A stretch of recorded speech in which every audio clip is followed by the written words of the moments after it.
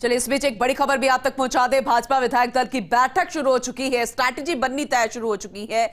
मुख्यमंत्री भजनलाल शर्मा की अध्यक्षता में बैठक, हाँ पक्ष लोबी में बैठक चल रही है। मुख्यमंत्री भजनलाल शर्मा पहुंच चुके हैं विधानसभा, हाँ पक्ष लोबी में बैठक चल रही है। सदन की कार्यवाही को लेकर रणनीति बन रही है, क्योंकि कांग्रेस पूरी तैयारी के साथ आई है। तमाम सवाल ऐसे हैं जिसे सरकार को घेरा जाएगा, सवाल किए जाएंगे, लेकिन जवाब के उत्तर में किस तरीके से बीजेपी नजर आती है, क्या स्ट्रैटेजी रहेगी, क्या रणनीति रहेगी, विपक्ष जो है वो ज्यादा मुखर ना हो पहले दिन, क्योंकि आने वाले दिन इसी से तय हो जाएंगे किस तरीके की कार्यवाही रहेगी, क्या जनता के मुद्दों पर बात होगी। फिलहाल विधायक दल की बैठक, 16वीं विधानसभा का पहला सत्र, और आज से ही पहली बार सरकार बनने के बाद सवाल जवाब भी सदन में शुरू होंगे। तो मुख्यमंत्री भजनलाल शर्मा विधानसभा पहुंच चुके हैं, उनकी अध्यक्षता में हाँ पक्ष लोबी में सदन की कार्यवाही को लेकर रणनीति।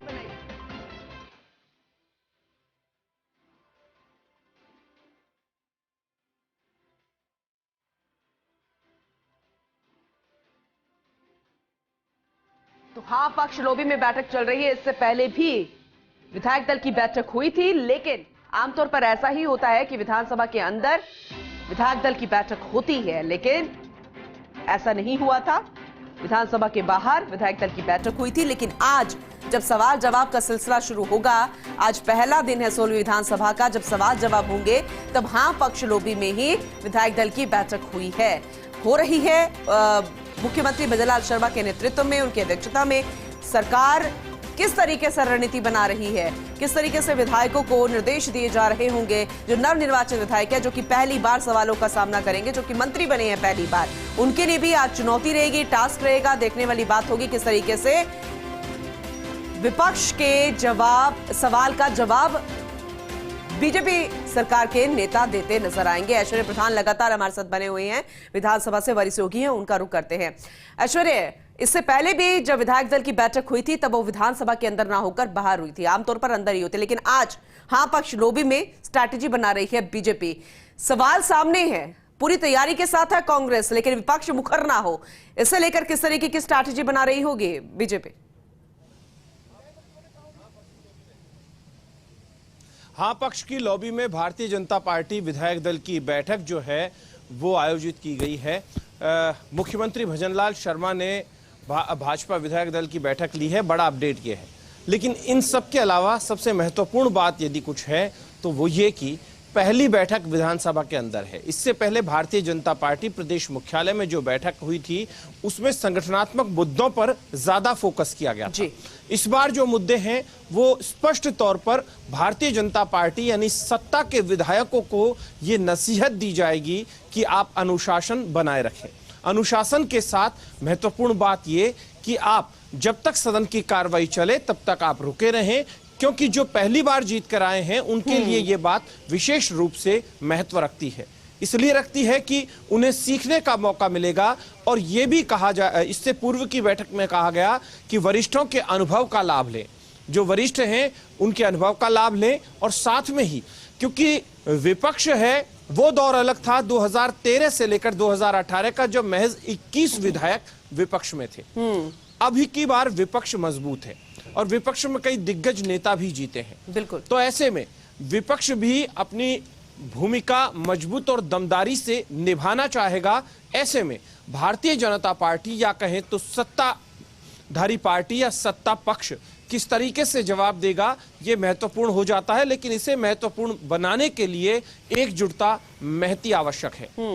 यदि पार्टी एकजुट रहेगी, पूरा विधायक दल एकजुट रहेगा तो सही तरीके से जवाब दिया जा सकता है। हालांकि कोई नई बात नहीं है कि सत्ता पक्ष के विधायक सत्ता पक्ष से सवाल पूछे जा सकते हैं।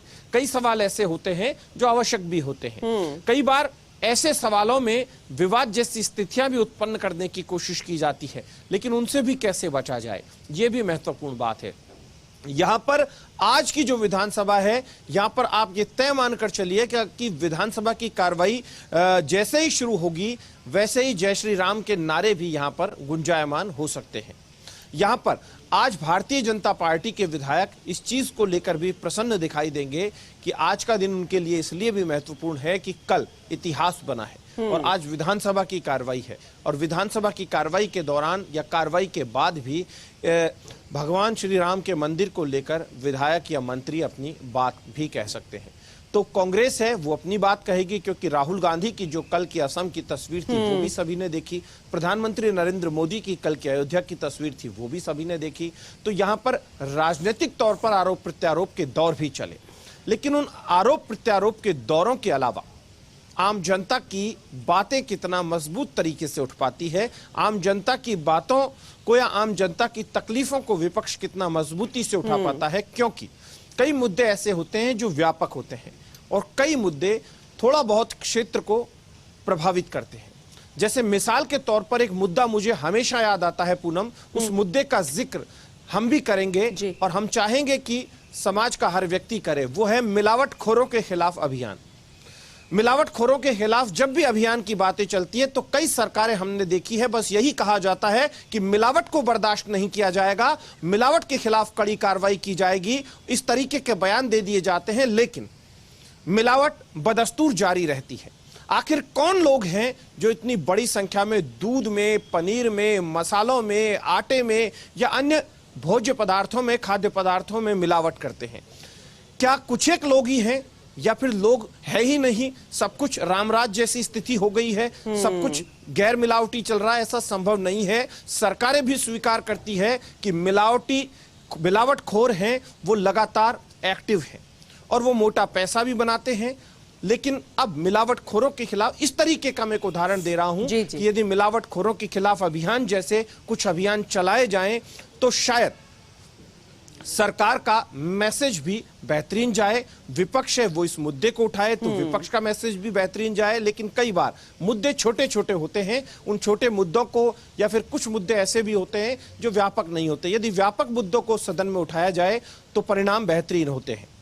बिल्कुल ऐश्वर्या, आपने बहुत ही अच्छी बात कही है और मुद्दा जो आपने उठाया है जनता से जुड़ा हुआ, इसीलिए फर्स्ट इंडिया को जाना भी जाता है और सिर्फ राजनीति ही नहीं, जनता से जुड़े मुद्दों को भी हम उठाते हैं। लेकिन ऐश्वर्या, तमाम तरीके की बातें हो रही है, जैसे कि आपने कहा कि श्री राम के उद्घोष से शुरुआत हो सकती है, लेकिन नेता प्रतिपक्ष टीकाराम जूली को हमने सुना, उन्होंने कहा कि जवाब तो बीजेपी को ही देना पड़ेगा, यहां पर श्री राम नहीं आएंगे जवाब देने के लिए या फिर उनको बचाने के लिए। और जो पहला सवाल लगाया गया एसआईटी के गठन को लेकर, जो गोविंद सिंह डोटासरा भी करेंगे, मानकर चले हंगामेदार रहेगी ये आज की कार्यवाही, आज का पहला दिन जो सवाल जवाब से जुड़ा हुआ है? देखिए, आज का दिन महत्वपूर्ण इसलिए भी हो जाता है कि वासुदेव देवनानी आसन पर होंगे। बिल्कुल। और वासुदेव देवनानी आज से पहले कई वर्षों से सदन में सवाल भी पूछते थे, हंगामा भी करते थे, मुद्दे भी उठाते थे और आम जनता के मुद्दों के लिए लगातार प्रयासरत भी रहते थे। चूंकि अब उन्हें दोनों ही दलों को साधना है या अन्य जो दल हैं, यानी पूरे विधानसभा सदन को, सदन में आए हुए विधायकों की बात को उठवाना है और हर एक विधायक के हितों की बात हो, इस पर भी ध्यान देना है। लेकिन महत्वपूर्ण ये भी है कि वासुदेव देवनानी का पहला दिन प्रश्नकाल वाला दिन, ये किस तरीके से होता है और वासुदेव देवनानी सदन को कितना बेहतर तरीके से चला पाते हैं, क्योंकि अभी तक कहा जा रहा था कि पिछली बार भी प्रोफेसर थे और इस बार भी प्रोफेसर है। वासुदेव देवनानी से पहले सीपी जोशी थे, वो भी प्रोफेसर रहे हैं और वासुदेव देवनानी भी प्रोफेसर रहे हैं। और देवनानी को तकनीकी शिक्षा से लेकर उच्च शिक्षा से लेकर शिक्षा के क्षेत्र की तो अहम जानकारी है। उसके अलावा वो कई मुद्दे आम जनता से जुड़े उठाते थे, तो ऐसे में वो भी जानते हैं कि विधायक की क्या तकलीफ होती है, जनता की क्या तकलीफ होती है और विधानसभा में व्यवस्था का प्रश्न, यानी व्यवस्था जो है नियम और प्रक्रियाओं के माध्यम से कैसे बनाए रखनी होती है, ये भी चीज महत्वपूर्ण होती है। तो वासुदेव देवनानी का भी दिन महत्वपूर्ण होगा। बिल्कुल ऐश्वर्या, आपने कह दिया।